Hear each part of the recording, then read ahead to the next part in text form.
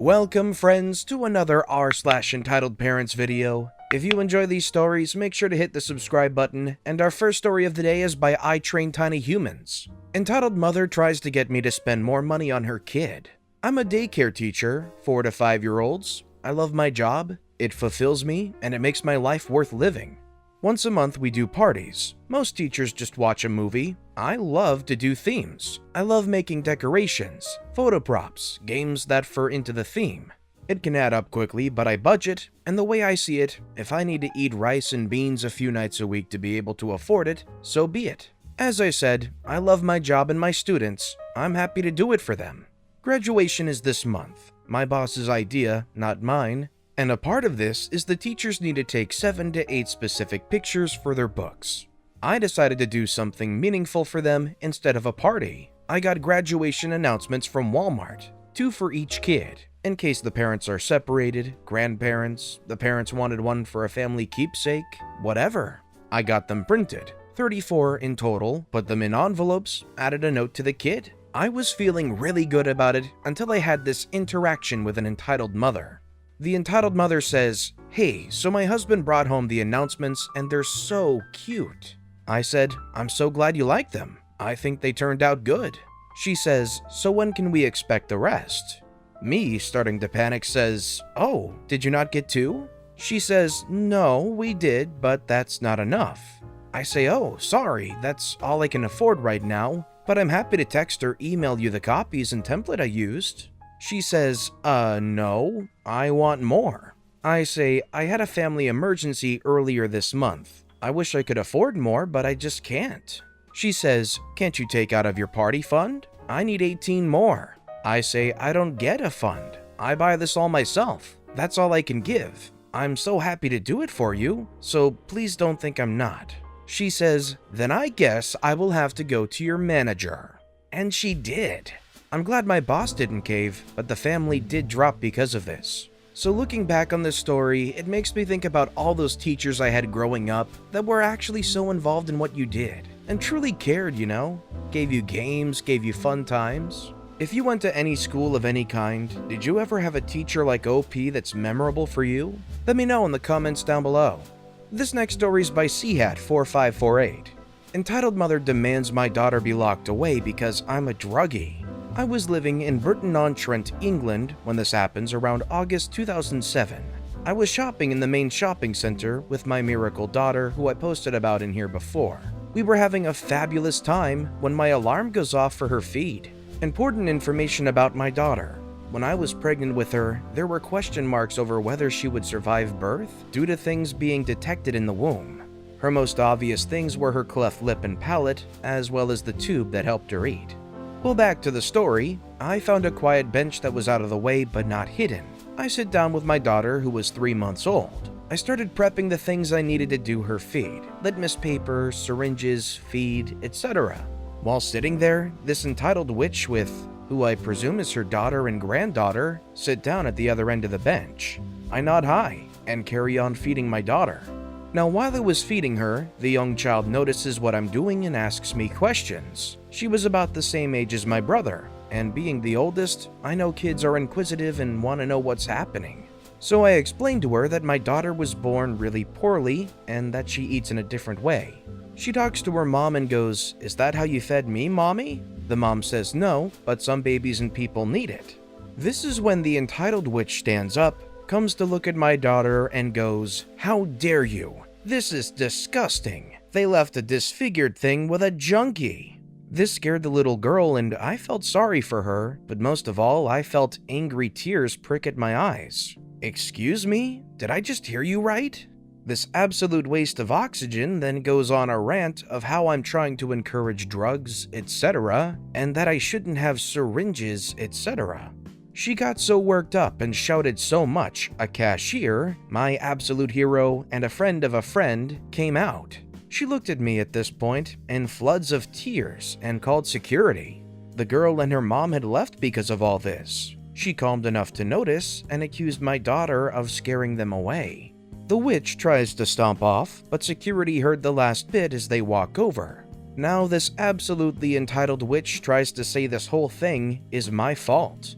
that drug addicts shouldn't be allowed out, especially with disfigured R words. I honestly, to this day, can't type that word. It makes me sick. That I tried shooting up in front of them. Now I had 3 syringes. 1 to draw from the stomach to test if it's in the right spot and not gone into her lungs, and 2 with cool boiled water for the flush into the tube. She carried on so much, the security guards banned her from the shopping center. While she was going out, the cashier came out and sat with me while I broke more. I didn't understand, and I still don't, how people could judge like that. I'm so glad my daughter was too young to understand. I think anytime I read a story like this, it kind of surprises me that people are so willing to be like that in public. I'm not sure if it's more of my social insecurity popping out or anything, but I feel like even if I did feel so off-put for some reason, I wouldn't be able to say anything like that in public. To me, the entitled mother getting escorted out feels like a bit of a slap on the wrist as to what they really deserved, because I just don't see how people can treat each other that way. Our next story is by Angry Canadian 2020. My mother doesn't like my wedding ring and is demanding my fiance buys a new one. I posted some pre-wedding photos and a close-up of my wedding ring on Facebook with a summary of our wedding plans, and at the end the words, "Love is forever, but not at the expense of others." And my mother asked what it meant. I told her my diamond was lab-grown for ethical reasons. And holy crap, I got an entire lecture about how I was cursing the marriage, and my fiancé doesn't really love me because he should spend more money to get a real diamond. Then she rants about how lab-grown things emit irradiation and cause cancer that will make me infertile. Are people really this dumb? My fiancé gets a text from her demanding he buy me a real diamond. Looking back on this story, personally, I feel like it's kind of the opposite. For all I know, if the person is right for you and you have such a good connection with somebody, it shouldn't matter if you propose using a Funyun as a ring. As long as whatever happens is meaningful for both people, I don't think there's any norms you have to conform to. This next story is by Brave Valkyrie. You're Indian? Only white people are allowed here. So one sunny day in Georgia, I went to a park with a friend who was also Indian. This lady kept eyeing us, so I went over and kindly asked her, "Is there something wrong?" And then entitled mother just responded with, "No, nothing's wrong," and I just went back. 5 minutes later, she walked over to us and asked, "Are you guys Indian by any chance?" We, being Indian, obviously said yes. Next thing we knew, she took her child and ran away. We were weirded out. Our parents came and asked us if we were fine. I wanted to tell them the thing, while friends said not to. Then the entitled mother came back with her entitled kid. Entitled kid said, "Oh God, no Indians." My parents were surprised, honestly. Entitled mother just came and said, "Indians are not welcomed in this park." My dad asked why. She responded with a rude, "They are Asian and are not white. Also because Indians bully my little angel." We were shocked. We just went to a different area in the park. Less than 20 minutes later, cops confronted us, and the entitled mother and entitled kid were there with them. Entitled mother said, "These people verbally and physically assaulted me and my darling kid. Please, officer, arrest them. They're dangerous." We were just, wow. In the 2 years we had been living in the USA, nothing like this ever happened to us. Luckily, a kind woman was keeping an eye on entitled mother and entitled kid, and she ran over and said, "Officer, the real criminals are entitled mother and entitled kid. These Indians did nothing." I kept an eye on them. I heard the entitled mother say that Indians are disgusting and deserve to die in a house fire. The officers needed evidence. Luckily, she had recorded the talk by acting like she was texting somebody. Entitled mother was arrested for being insanely racist and verbally assaulting us. Entitled kid was taken to his grandma by the police. I don't get why people treat Indians like aliens. It's these moments like this that you hear about, and you kind of have that feeling of, well, another day with even less faith in humans. It's sad to see entitled mothers so easily group every kind of people into one category just because they might have had a bad experience in the past. It makes me wish people like this could really experience a day of just feeling how it is on the other side, so they can understand how it feels to be grouped into these categories and called something that they're not just because of how they look. I just want everybody to love everybody. Our next story is by the Pyro Okami. Entitled aunt thinks she can get child support from the state for not having a child. My great aunt adopted my ward, K for kid, when she was 8. She's currently 11 and was removed from her home and placed in mine as an emergency to prevent K from going into a group home because K has a lot of stuff wrong with her emotionally and mentally, stemming from a very poor early infancy and childhood, so she's not really adoptable by DHS standards. Anyway, the following text conversation happened today because I got an email from the school district about getting Kay into regular school instead of the school she's currently in, and it intersected with the time that I had to get her from school. I say, I need you to get Kay today. I have a meeting for her from 1:30 to 2:30 for her transitioning to school, and it intersects with her pickup time. Great aunt said, I don't need to do anything. I said, are you saying that you're refusing to get her? Great aunt said, what you need to do is ask me if I will pick her up with a please. Are you gonna be there if I do? You need to be a lot nicer to me to get me to move.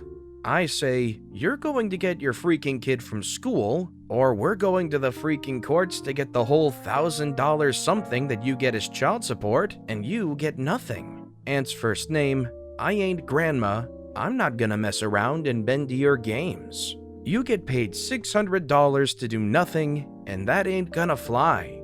Great aunt says, freak you. I'll pick her up today, but that's it for the week. I say, bet. A few hours pass. Great aunt says, by the way, I'm your aunt's first name. I say, that's an earned title, and you ain't earned it. Great aunt said, I love you, OP. You may not love me, but I love you. Never mind the fact that this isn't even about me, this is about her kid that she adopted and then abandoned. She told her other sister something that just disgusted her so much, she won't even tell my grandma about it, and it has to do with her feelings about Kay. I said, someone who loved me doesn't throw a temper tantrum at fulfilling her minimal parental duties to a child that I took in to prevent them from going to jail for child neglect. Great aunt said, I do love you. I said, then act like it. After this, I missed my meeting because I had to run errands, but they ran too long. But still, great aunt needs to pull her weight. After this fiasco, my grandma and I, her legal guardians, are suing her butt for child support. I feel for OP and their grandma in this situation, and greatly for the kid too. Somebody's childhood and upbringing is definitely not something to mess around with. So I'm just glad it seems like OP is going to put their foot down and make sure the best happens for this kid. And the final story of the day is by Frustrated Panda. Boyfriend's mother gets the same condition she insulted me about for 2 years. Whose fault is it? Apparently mine. And I'm so happy about it. In 15 years or so of me having the condition, a lot of people gave me grief because of it. This woman takes the cake though. Not only did she call me names only for me to feel bad, not only did I feel bad because of her several times, but most importantly, she's an audacious witch who's never going to stop. The condition is vitiligo. If you don't know, white patches appear on your skin. Most common places are hands, joints, and face, sometimes hair. In the past, I absolutely hated myself for it, but now I'm happy with it. Another thing she gave me crap about is my family. My mom and her side of the family are immigrants to the country. Entitled mother thinks they came here to steal jobs and similar. No, entitled mother, they didn't come here to steal your job or blow you up. They came here to save their lives. Yugoslav wars. My BF Tom and I know each other for close to 7 years. He's one of the few people who didn't give me grief for how I look and supports me even when entitled mother is being a witch from day one. We've been together for about 3 years and are happy together. Honestly, my parents wanted me to end the relationship when they found out what entitled mother thinks of me and them, but now they're somehow supportive. In the past few months, entitled mother got vitiligo herself, and similar to me when I first got it, up until not that long ago, she still feels like crap about it. Good, now she knows what it's like, but only on fraction of the body that I do. I want for hers to spread, at least to her face and hair like mine did. I know it sounds bad, but I mean it. Yesterday, Tom was away to do something around his family's farm. It was something known ahead. I had to stay home because we had my 2 little siblings for the weekend as a help to my parents. They don't have any larger role further in the post. I was with siblings out in the front yard when the gate opened. At first, I thought that Tom was done early, but instead of him, entitled mother appeared. Great, Tom forgot to lock the gate. My first reaction was to tell siblings to get inside. Entitled mother says, "Where is Tom? I have to talk to him." I say, "Away? So should you." She says, "Anyway, I want to..." I cut her off and say, "Well, I don't give a care, and I don't want to hear your junk as well. Go away." She says, "I still can't believe that he's with someone like you." I say, "I still can't believe that you do all of this. Don't you have anything better to do?" "Oh, right, you don't." She says, "No, I want you two to realize that you're making a big mistake. None of you should make a commitment so early, and he deserves better than some ugly and disrespectful witch." I say, "You're doing my job for me now? You're basically insulting yourself." She says, "I don't care. It's your fault that I have it. Now you have the audacity to stuff it in my face." 3 brain cells idea. I started backing towards the gate, hoping that entitled mother would try to get closer, and I'd be able to lead her outside. It worked, and I was surprised that she's dumber than I am. I guess she was just too busy calling me hurtful stuff. I led her far enough and then ran towards the gate. Slamming it in her face was an amazing feeling. She then insulted me some more. I called Tom and told him about what happened. He said that he'd be there immediately. When he came back, entitled mother was still there. They argued for a while, and then entitled mother left. When I talked with him, he said that the argument was uninteresting, so pretty much every argument they always had, I'm not going to write it out. What I will write though, is that she accused me of hitting her, which is a lie. And then he said that all of it was recorded by a camera, and he threatened to call the police on her. So far, nothing more happened, but I expect her to show up again. One of the best things about being in the modern day is cameras are everywhere. In situations where it might get a little testy, being able to pull out a phone and record stuff can really help somebody. I just hope for OP that they can manage to keep on distancing themselves in the future. I just don't think anybody needs that drama or stress. But with that being said, that's a wrap on another bunch of stories here today. As always, if you guys have any favorite videos of this bunch, let me know which one in the comments down below and why. And if you enjoyed the stories in general, if you could subscribe to this channel, it'd mean a lot to me. I make these videos daily, and it's by far and away the best way to support my channel. So no matter what you did, whether it was subscribing or liking, leaving a comment, I just appreciate the heck out of you guys. And as always, I'll be back tomorrow with even more stories right here on the Storytime channel.